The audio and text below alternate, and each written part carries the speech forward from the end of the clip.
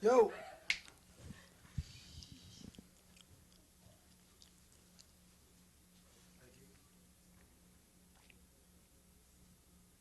Welcome to Joe's Hardcore Professional Wrestling Talk Show. We are here with our third edition. My co-host, Jay Patello. How you doing? It's Jay here. We're here with a great independent star, professional wrestling. Would you please introduce yourself to the fans? Yeah, how you doing? My name's Jose Perez. For some of you that know me, formerly El Diablo. And who or what inspired you to become a wrestler? What inspired me to become a professional wrestler? Kind of hard to say. It's been so many different wrestlers. You know, nobody really inspired me. Something I've always wanted to do. A friend of mine actually got me involved in the business, so I pretty much took it from there to where I'm now. I've been doing it about 6 years now. But nobody really actually got me, inspired me to do it. I've always liked a lot of guys. Dick Murdoch. Obviously everybody says the Hulk Hogan and things like that, but the smaller guys, the Malenkos, people like that, those are the ones who actually really inspired me to go anywhere with it. For all the fans out there, how long have you been in the business of pro wrestling for? Been in it for about 6 years. As an independent, it's about going on 4. First 2 years was actually just a trial run. I just, did basically a lot of playing around. But for the last 3.5 years or so is when I've been really getting, really in depth into it. Up and down the East Coast, Rhode Island, Massachusetts, Connecticut, New Hampshire, Vermont, things like that. But that's pretty much where that's gone. Do you have a favorite type of wrestling match? Favorite type of wrestling match? Any match is good. Doesn't matter to me. I've done cages, I've done barbed wire, I've done street fights, I've done strap matches, I've done technical, high flying, whatever works, whatever suits the purpose to get the job done. Basically, there's no real need to have a favorite match, honestly. Could you say who's been your toughest opponent in your wrestling career thus far? Toughest opponent. That's kind of hard. Two that probably stick out the most, and one of them has to be the wrestler out of Yankee Pro Wrestling, Brickhouse Baker. We've been technically, so we say, married to each other for the last 1.5 years. Back in end of '96 and going into '97, all of '97, we've done 2 cages, we've done straps. He's hung me from balcony. We've done a lot with him, and probably my toughest, other than him, my toughest to date would have to be Live Wire Dave Padula, without a doubt. He's taken me to the limit twice in 2 barbed wire matches. And we have another one coming up on the 5th of December in Adams, Mass. Pretty much is what's going to say it all right there. But I think if I had to pick out all of them, it'd have to be Live Wire, without a doubt. And is there a certain move or finishing move you have to finish off your opponents? No, actually, not really. I mean, I've done a number of different things. I've used what I call the Taino Sunset, which is the leg drop from the top rope. I have an array of submission moves that I use. The Texas Cloverleaf, I've used the figure 4 a couple of times. Cobra Clutch. Probably have to be the leg drop from the top, or what I call the guillotine, which is a version of, shall we say, Mark Merrow's TKO, which the chump actually stole off of me. But anyway, but that's probably what I use the most, is probably that one. Are you a fan of the World Wrestling Federation? And if so, do you have any stars there that you enjoy to watch or have respect for? I enjoy actually any kind of wrestling, whether it be the big time or the small time. Whether there's 10 people, 10,000, it doesn't really make a difference to me. Both promotions have a lot to offer, and then you also have ECW that's out there, floats out there. But I pretty much like them all. I more enjoy the guys. They're not really the big stars. So I like the guys like the Malenkos and the Benoits, the ones that put 110% in it because they like the sport. Not the guys like the Hogans and the Stings that, all they want to do is make the money and leave it at that. But again, yeah, guys like Taka Michinoku, Brian Christopher. There's a guy right now in WCW it's actually a good friend of mine, Rick Fuller. He just signed on with them. I wish him the best, but guys like that are the ones that I enjoy to watch. I mean, don't get me wrong, I like watching all the other ones, all the big names, but I think pound for pound, the smaller guys are the ones that actually get my attention more, because they're the ones that put all the heart into it. And is there anybody you dislike in the wrestling business, or? Anybody dislike? There's nobody I really dislike other than this one that wrestles in the independent. Should I say a certain Steve Bradley? But I won't say nothing like that. But this business is a very cutthroat business. You make a lot of friends, but you also can make a lot of enemies in a heartbeat. Your friend today can be your enemy tomorrow. But it's nobody really hate. I get along with pretty much anybody I've ever met and worked with anybody I've ever met. You know, I don't really have a problem with anybody in general. Going back now to yourself, have you held any titles in your career or hold any titles currently? Currently, right now, Yankee Pro. I'm the junior heavyweight champion up there. I've held the New England Wrestling Alliance television title on 3 different occasions. The Rhode Island State title on 2 different occasions. I've held the East Coast Independent light heavyweight title. I'm presently in a battle with Black Wolf out of Mayhem for the hardcore title, the first ever independent hardcore title that ever been put out here. I'm just wrestled him this past weekend, November 2nd, I believe it was. But we went limit on that, which you got the better of me. We got another one coming up on that. But I've held a few. Titles don't mean everything. It's the ass kicking that actually tells the tale. And could you tell the fans out there how you got involved in the sport of wrestling? How we got involved in the sport of wrestling? Started like again about 6 years ago. A friend of mine actually was wrestling for a bunch of guys, you know, down in Pawtucket area, and I basically got into it as a goof, you know, something to do on a Sunday afternoon. If I could play around, and once I started doing it, I kind of got into it further and further. From there, I moved on to New England Wrestling Alliance. I used to watch them on TV all the time, where I wanted to get into something a little more in depth. But then that's when I realized, as I got into the business, I always knew of 2 organizations, WCW, WWF. Once I get into the independent circuit, there are so many independent organizations, not even funny. You know, especially in the East Coast, there's like 7 of them just on the East Coast alone. So I've been wrestling back and forth ever since then. But I pretty much enjoy what I do. I've got a friend of mine got me involved in it. That's pretty much how that went. In your opinion, who do you think kind of put wrestling on the map to where it is today? And whoever that is, do you have any respect for them, or do you like them? Who actually put them on the map?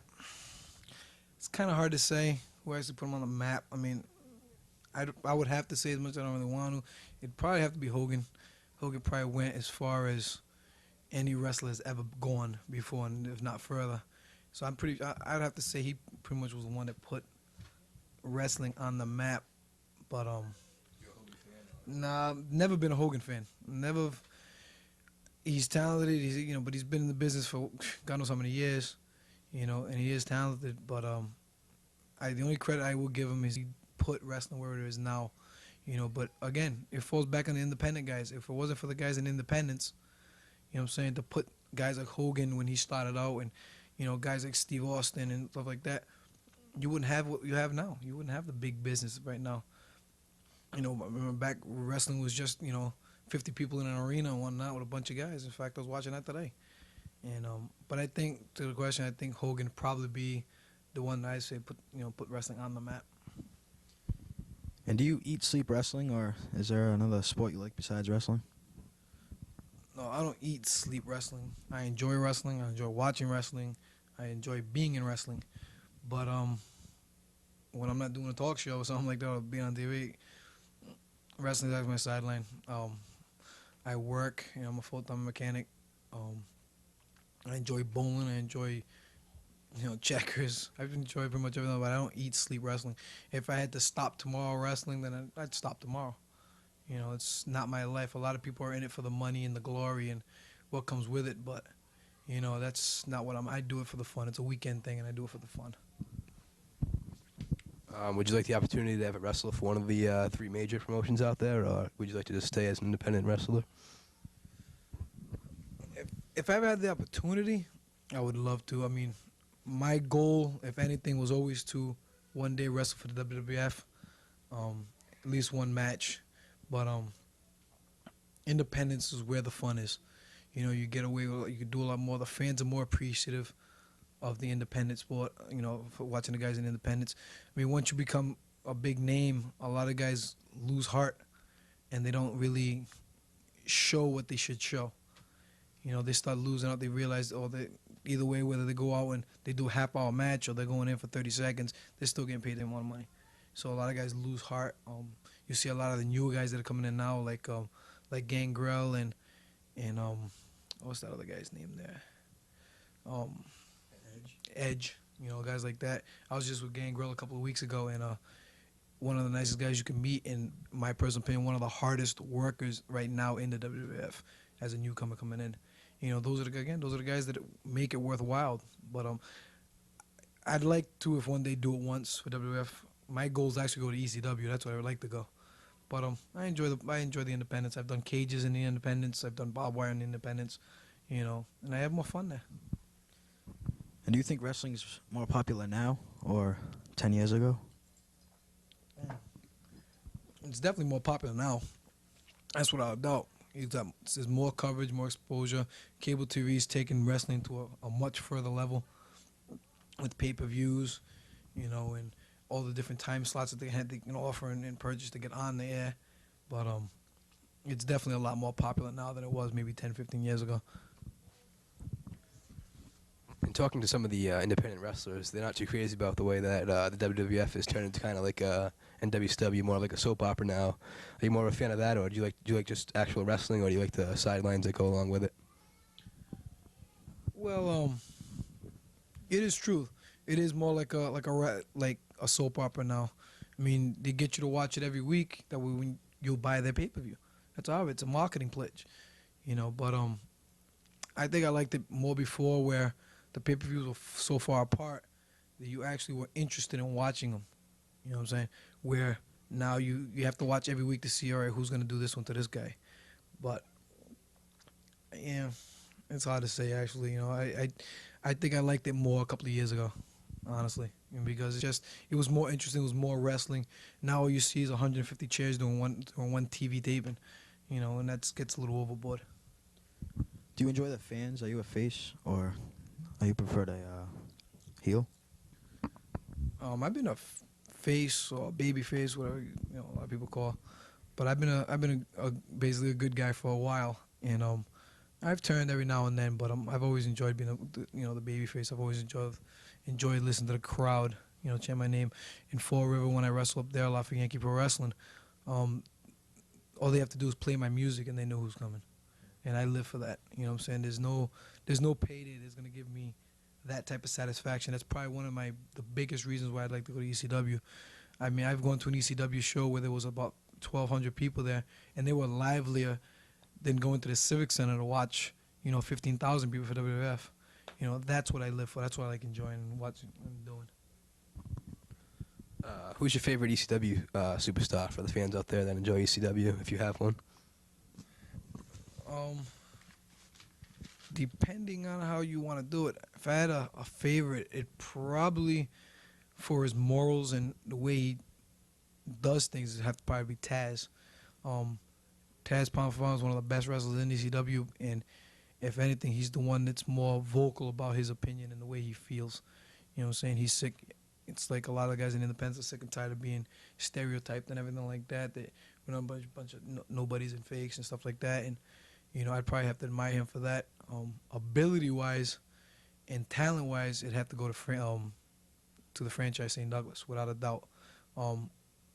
He's, if anybody, pound for pound in that organization, if not in the other organization, is the top of the line wrestler. He can wrestle with anybody, do just about anything, and works his ass off, basically. How do you feel about guys like Raven and say Malenko, who go up to the WCW and then they don't really get much respect and credit? Well, that money comes into play there. That's basically what it is. Money comes into play. You're in one organization where you're getting away with a lot of things. You go to another one. Obviously, you're not gonna get what you left from. But it's more money, if anything else.